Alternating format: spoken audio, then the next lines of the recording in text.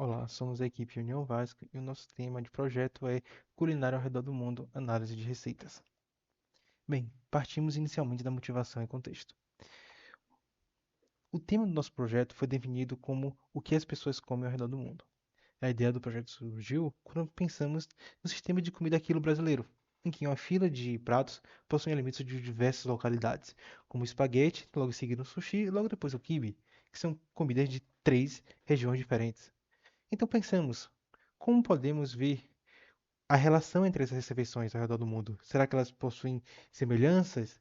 Como podemos identificar essas semelhanças? Será que essas semelhanças estão a nível macromolecular, por exemplo? Podemos pensar de muitas formas sobre isso. Então, com essa ideia em mente, escolhemos duas bases. A base do FoodDB e a do CulináriaDB. A FoodDB, que foi uma base fornecida pelo professor, é uma base muito boa, porque ela é muito bem documentada e ela é muito bem detalhada para o que nós queremos. A FoodDB, ela nos fornece a classificação, a composição e os macronutrientes de cada ingrediente. Então, na outra base que escolhemos, na CulináriaDB, nós recebemos a informação que queríamos para a nossa ideia de motivação, que é a localização de cada receita. Então, nós temos uma receita, essa receita nos fornece ingredientes e a localização, e é aí que ocorreu a magia, que nós iríamos ligar os ingredientes das receitas da CulináriaDB com os ingredientes do FoodDB. E assim prosseguiríamos no trabalho. No nosso modelo conceitual, nós temos as entidades de receita, ingrediente, macronutriente e composto químico. E aí, entre cada uma delas, a gente fez relações que era necessário. Então, entre receita e ingrediente, a gente tem a relação de contém, que a receita pode conter N ingredientes e o ingrediente pode pertencer a N receitas. E aí tem a relação também de compõe, que o ingrediente composto ele é composto por ou ingredientes simples ou ingredientes compostos. Então é a relação de ingrediente composto para ingrediente. E aí também tem as relações de define e constitui, que são entre macronutriente e composto químico, respectivamente, sobre ingredientes simples, já que ingrediente composto vai ser só um agrupamento dos macronutrientes, os macronutrientes de um ingrediente composto no seu agrupamento de macronutrientes de ingredientes simples. Então essas relações só são com ingredientes simples. Com base nesse modelo conceitual, a gente fez esse modelo lógico relacional, em que aqui tem as tabelas de cada uma das entidades, e como todas as relações são de N para N, acabou que todas as relações formaram uma tabela mesmo. E, com base aqui nesse modelo conceitual de grafos, foi criado esse modelo lógico aqui de grafos, em que foi criada uma tabela de cada entidade também. E assim como o outro, cada nó tem uma relação de N para N, então as relações deles acabaram que viraram tabelas também. E aí tem a de define, por exemplo, que é de ingredientes simples com macronutrientes, e constitui, que é de composto químico com ingredientes simples, compõe, que é de ingredientes simples com composto, e aí contém simples, que é quando a receita contém um ingrediente simples, e contém C, que é quando a receita tem um ingrediente composto. Antes de começarmos a análise, precisamos separar os dados, começando por sua integração e extração e depois pelo tratamento de inconsistência de transformação final.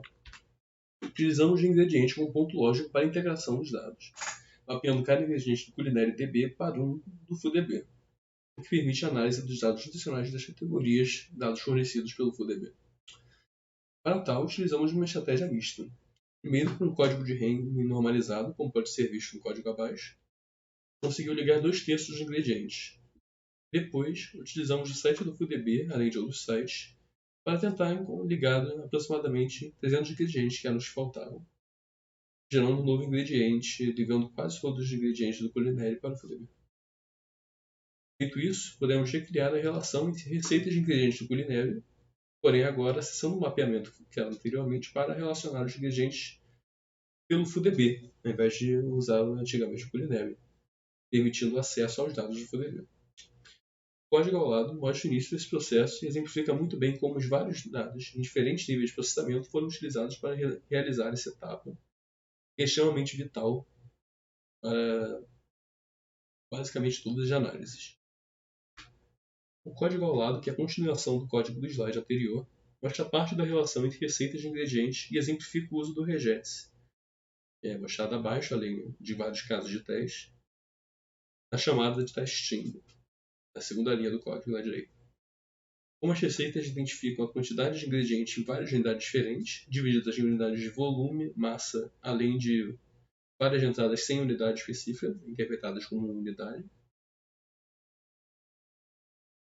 Assim, precisamos de algum modo de encontrar esses valores. E como a organização dos dados é de forma relativamente previsível, resultou num regex altamente eficiente, falhando em pouco menos de 1000 casos, um conjunto de mais de 400.000 entradas, permitindo assim a análise quantitativa, que será demonstrada posteriormente. Então, depois de fazer a agregação pelo nome do ingrediente da base CulinarDB com a base FujiDB, observamos que alguns ingredientes da base CulinarDB não obtiveram match, ou seja, não encontraram strings correspondentes na base FujiDB. Então, o que fizemos para tratar esses dados inconsistentes? Inicialmente, colocamos os ingredientes que sobraram em um arquivo Excel e a agregação foi feita manualmente, pesquisando o alimento da base FujiDB que mais se aproxima àquele da base CulinaryDB. Além disso, antes de fazer os passos apresentados acima, tivemos que limpar os dados. Então, como fizemos essa limpeza de dados? Fizemos a eliminação das colunas que não eram importantes na nossa análise, para facilitar a nossa pesquisa e facilitar a visualização dos dados. Fizemos esse passo para os arquivos compound.csv, também para os arquivos nutriente.csv e receitasdetalhes.csv. Também separei um exemplo prático de como foi feita essa limpeza. Então aqui está a base nutriente.csv antes de ter sido feita a limpeza, e aqui a base nutrientes.csv depois de ter sido feita a limpeza. Bom, partindo agora para as análises propostas, essas são as nossas queries implementadas em SQL, todas elas focando mais no aspecto das regiões e os padrões que podemos identificar nelas. Na primeira análise, quisemos listar os compostos químicos mais frequentes em cada região, e aqui o resultado. Notavelmente, o ferro em primeiro lugar em todas as regiões, quase todas na verdade, exceto por exemplo a África, onde pode indicar uma maior taxa de anemia na região. Nossa segunda análise se propõe a ranquear as regiões baseada na porcentagem de suas receitas que possuem algum tipo de vegetal. Esse aqui sendo o nosso resultado. E por fim, regiões e seu consumo médio de gordura. Esse aqui foi o resultado. Além disso, é possível também fazer diversas outras análises com os nossos dados, como as seguintes aqui. Enquanto que na parte de grafos, a nossa ideia foi construir uma rede de ingredientes que se ligam a partir da aparição nas mesmas receitas. Aqui é uma das nossas análises em Cypher, onde nós exploramos os hubs dessa rede e podemos perceber que uma característica em comum delas é que todos têm sabores menos acentuados, sabores bem mais suaves, e por isso eles se tornam bons complementos. Então, como evolução do projeto e resumo geral, a gente decidiu manter o modelo lógico que a gente apresentou na primeira parte do projeto, que ele já supria tudo que a gente precisava para responder as perguntas. Logo depois disso, a gente teve dificuldade em integralizar as duas bases, já que elas não tinham um código universal. Então, a gente fez isso em Python, baseado no nome de cada ingrediente.